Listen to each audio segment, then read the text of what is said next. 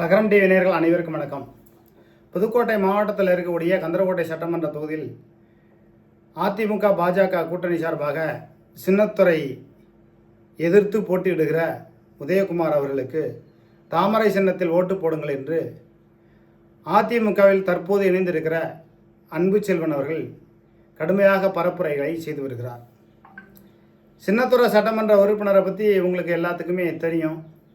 அவருடைய மகன்கள் PCR case அது போன்ற விஷயங்களில் பெரிய அளவுக்கு ஈடுபட்டு இந்த தமிழ்குடி சாதிகளில் பிளவுகளை ஏற்படுத்தக்கூடிய வேலைகளை செய்து விட்டார்கள் என்று மக்கள் மத்தியில் ஒரு பரவலான ஒரு கருத்து உண்டு. இது நான் சொல்லலை.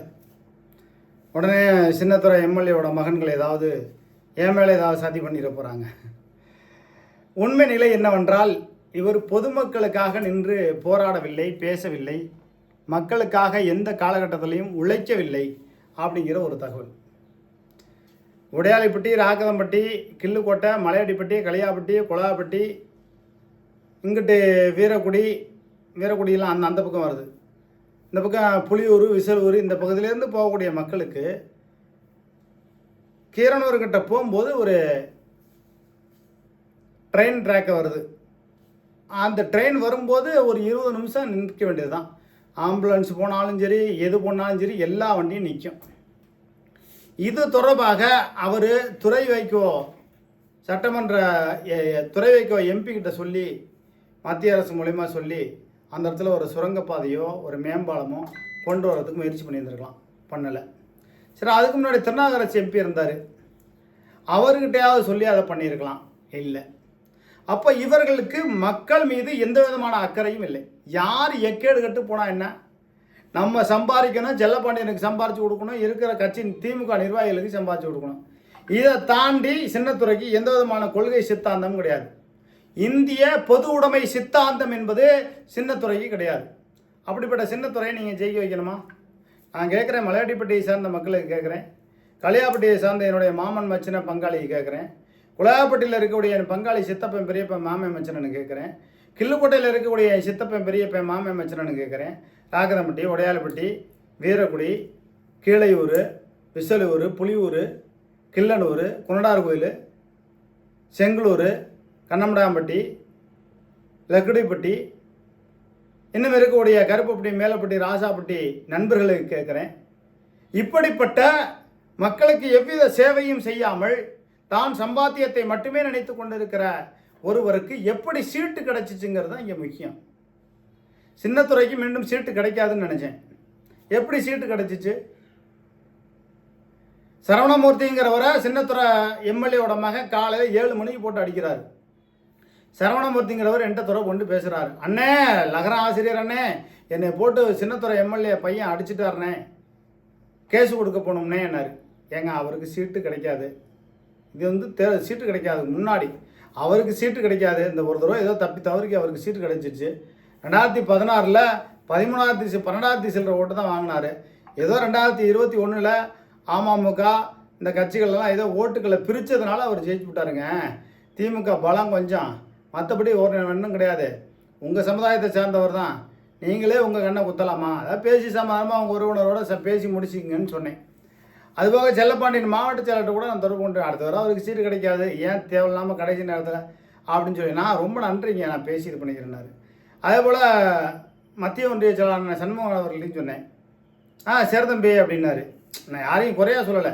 ஏன் சொல்கிறேன்னா, சின்னத்துறை எம்எல்ஏவோட மகன்கள் மிகப்பெரிய அடாவடி வேலைகளை செய்யக்கூடியவர்கள். அவர்கள் போன்றவர்களை வெற்றி பெற வைத்தால் மீண்டும் அடாவடி அட்டூழியங்கள் நடக்கும். உதயகுமாரை நீங்கள் பார்க்குறீங்கல்ல, வேட்பாளர், பாஜக வேட்பாளர், அதிமுக கூட்டணியில் இருந்தாலும் ரொம்ப பவ்யமான வேட்பாளர். ஆனால் ஒன்று, அதிமுகவில் நார்த்தாமில் ஆறுமுகத்துக்கு சீட்டு கொடுத்துருந்தா நிச்சயமாக சின்னத்துறை டெபாசிட் கூட இழந்திருப்பாரு. ஏதோ தப்பி தவறி பிஜேபிக்கு சீட்டு கிடச்சிருச்சு. பிஜேபி சீட் அடித்து பிஜேபி எப்படி ஜெயிக்க முடியுங்கிற ஒரு கேள்விக்குறி இருக்கும்போது நம்மளை போன்றவர்கள் சப்போர்ட் பண்ணுறோம்.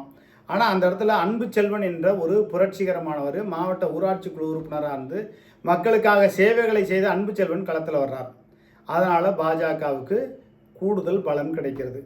சில காலகட்டங்களில் அன்பு செல்வன் அவர்கள் அவங்க கொடுக்குற அசைன்மெண்ட்டை இவங்க பண்ணலை அப்படிங்கிற ஒரு செய்தி வந்துச்சு. அப்புறம் அன்பு செல்வன் தரப்புலேருந்து நமக்கு தகவல் வந்துச்சு. அன்பு செல்வன் சொல்வதை கேட்டால் உதயகுமார் ஜெயிக்கலாம்னு சொல்லி ஒரு செய்தியை போட்டோம்.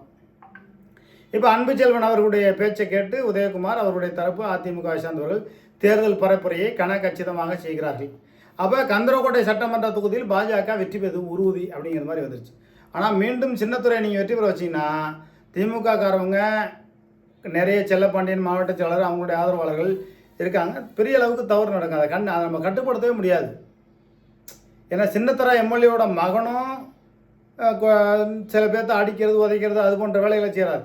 ஏங்க, இறைவன் கொடுத்துருக்கக்கூடிய ஒரு அழகான பதவி, இறைவன் அருளால் சின்னத்துறை எம்எல்ஏங்கிற பதவி, அந்த பதவியை சரியாக தக்க வச்சுக்காம இவ்வளோ அடாவுடைய அட்டூழியங்களில் ஈடுபடக்கூடிய ஒரு வேலைகளை ஏன் சின்னத்துறை மகன்கள் ஈடுபடுகிறார்? சின்னத்துறை எம்எல்ஏவுக்கு பல முறை நான் தொடர்பு கொண்டேன். அவருடைய உதவியாளர்களுக்கு அவங்கள கம்யூனிஸ்ட் கட்சியை சார்ந்தவர்களுக்கு தொடர்பு கொண்டு பேசினேன்.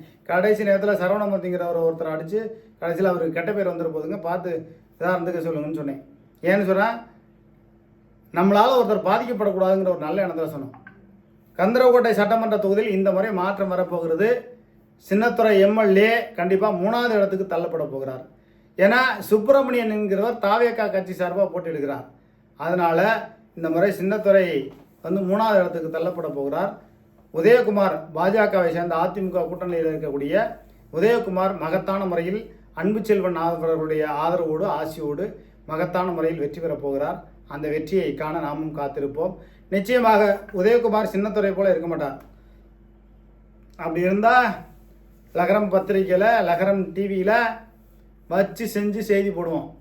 நீங்கள் எதை சொல்லி வந்தீர்கள், எதை செய்யாமல் இருக்கிறீர்கள் உதயகுமார் அவர்களே அப்படின்னு ஆரம்பத்துலேருந்து நம்ம செய்தி போடுவோம்.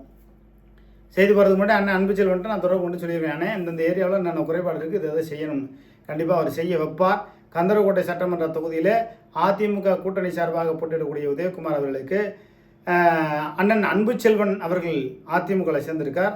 அவருடைய தயவில் ஏன்னா நம்ம லகரம் டிவி சப்போர்ட்டோட நிச்சயமாக உதயகுமார் வெற்றி பெறுவார் கந்தரக்கோட்டை சட்டமன்ற தொகுதியில் என்ற ஒரு தகவல் தான் நமக்கு கிடைத்திருக்கிறது. அன்புச்செல்வனுடைய பற்றி அவருடைய அரசியல் வரலாறை பற்றி எல்லாத்துக்குமே தெரியும். மாவட்ட ஊராட்சி குழு உறுப்பினராக இருக்கும்போது கிள்ளுக்கோட்டையிலேருந்து மற்ற எல்லா பள்ளிக்கூடங்களுக்கும் தரையில் மாணவர்கள் உட்காந்துருக்காங்க, அவங்களுக்கு சேர் நாற்காலி கொடுக்கணும்னு கொடுத்து அழகு பார்த்தவர். மாவட்ட ஊராட்சி குழு உறுப்பினராக வந்து சம்பாரிச்சதை ஏழை எளிய மக்களுக்கு கட்சிக்காரங்களுக்கு செஞ்சார். இப்போ இருக்கிறவங்க அப்படி இல்லை, அப்படி இருக்கணுங்கிறதான் நம்ம ஆசை. அன்புச்செல்வன் அவர்கள் மீண்டும் இந்த உள்ளாட்சி தேர்தலில் களத்தில் வந்து அவர் மீண்டும் மாவட்ட ஊராட்சி குழு உறுப்பினராக வந்து இந்த புதுக்கோட்டை மாவட்டத்தில் மிகப்பெரிய ஒரு அரசியல் மாற்றத்தை ஏற்படுத்த வேண்டும். நிச்சயமாக அண்ணன் அன்புச்செல்வன் அவர்கள் மீண்டும் அரசியலில் நிரந்தரமாக கிரனூர் பகுதியில் தங்கி அரசியல் பண்ணணும். மறுபடியும் ஒரு பெங்களூரோ அல்லது கோயம்புத்தூரோ வேற எங்கேயும் போயிடக்கூடாது, தங்கி அரசியல் பண்ணணும். அன்புச்செல்வன் அவர்களுடைய அரசியலை நம்மெல்லாம் பார்த்து பார்த்து வளர்ந்த பிள்ளை. எங்கள் அப்பாலாம் சொல்லுவார், என் மகன் யார் தெரியுமா, என் மகனுக்கு அன்புச்செல்வனெல்லாம் தெரியும் அப்படிம்பாரு. இப்போ அன்புச்செல்வன் அரசியலில் எந்த அளவுக்கு உயர்ந்த நிலைக்கு வந்திருக்கிறார் அப்படிங்கிறத பாருங்கள். என்னுடைய திருமணத்துக்கெல்லாம் அண்ணன் அன்புச்செல்வன் சமயபுரத்துக்கு வந்தார். அப்படிப்பட்ட அன்புச்செல்வன் அவர்களுடைய ஆதரவோடு அதிமுக கூட்டணியில் இருக்கக்கூடிய பாஜக வேட்பாளர் உதயகுமார் அவர்கள் வெற்றி பெறுவார். நம்ம வீரசிங்க நாட்டைச் சேர்ந்த மக்கள் மற்றும் கந்தரக்கோட்டை சட்டமன்ற தொகுதி முழுவதுமாக இருக்கக்கூடிய மக்கள் உதயகுமார் அவர்களை அன்புச்செல்வன் ஆதரவோடு வெற்றி பெற செய்ய தாமரை சின்னத்தில் வாக்களிங்கள் அப்படிங்கிறத அந்த செய்தியின் வாயிலாக தெரிவித்துக் கொள்கிறோம். லகரம் டிவி சார்பாக மேலும் மேலும் வாழ்த்துக்களை தெரிவித்துக் கொள்கிறோம். லகரம் டிவி சேனல் இந்த மே மாதம் வந்தால் 4ஆம் ஆண்டில் அடி எடுத்து வைக்கிறது. லகரம் டிவி சேனலில் பார்க்கக்கூடிய புதிய நபர்கள் சப்ஸ்கிரைப் செய்து பெல் பட்டன் அழுத்தி ஆல் பெல் பட்டன் அழுத்தி ஆக்கமும் ஊக்கமும் தாருங்கள். நன்றி, வணக்கம்.